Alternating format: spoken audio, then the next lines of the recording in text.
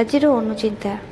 ଯେଉଁମାନଙ୍କର ଏଠି ସେଠି ଛେପ ପକାଇବାର ଖରାପ ଅଭ୍ୟାସ ଥାଏ ସେମାନଙ୍କୁ କେବେ ବି ସମ୍ମାନ ପ୍ରାପ୍ତ ହୋଇନଥାଏ ଏବଂ ମିଳିଥିବା ସମ୍ମାନ ନଷ୍ଟ ହୋଇଯାଏ।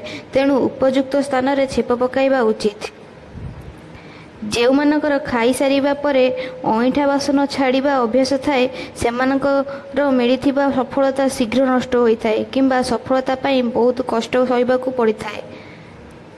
ଯେଉଁମାନଙ୍କର ସୂର୍ଯ୍ୟୋଦୟ ସମୟରେ, ସୂର୍ଯ୍ୟାସ୍ତ ସମୟରେ ଏବଂ ଦିନ 12ଟାରେ ଖାଇବା, ଶୋଇବା କିମ୍ବା ଝଗଡ଼ା କରିବା ଅଭ୍ୟାସ ଥାଏ ସେମାନଙ୍କର ଦୁର୍ଭାଗ୍ୟ ଓ ଦରିଦ୍ରତା ବୃଦ୍ଧି ହୋଇଥାଏ।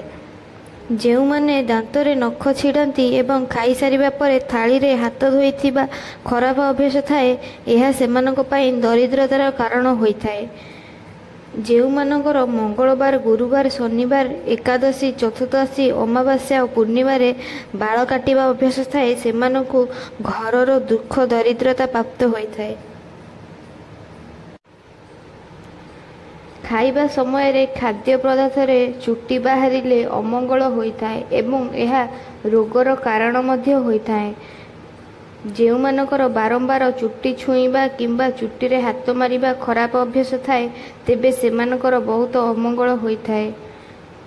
ଯେଉଁମାନେ ଚୁଟି ନ ବାନ୍ଧି ଚୁଟି ଖୋଲା କରି ରଖିବା ଖରାପ ଅଭ୍ୟାସ ଥାଏ ଏହା ସେମାନଙ୍କ ପାଇଁ ଅଶୁଭ ହୋଇଥାଏ ଏବଂ ଚୁଟି ବାନ୍ଧି କରି ରଖିଲେ ଚେହେରାରେ ଚମକ ଆସିଥାଏ। ଘରେ ଠାକୁର ପୂଜା କଲାବେଳେ ପୁରୁଷ ବା ସ୍ତ୍ରୀ ଲୋକମାନେ କେବେ ବି ମୁଣ୍ଡ ଖୋଲା କରି ଠାକୁର ପୂଜା କରିବା ଉଚିତ ନୁହେଁ, ଏହା ଅଶୁଭ ହୋଇଥାଏ।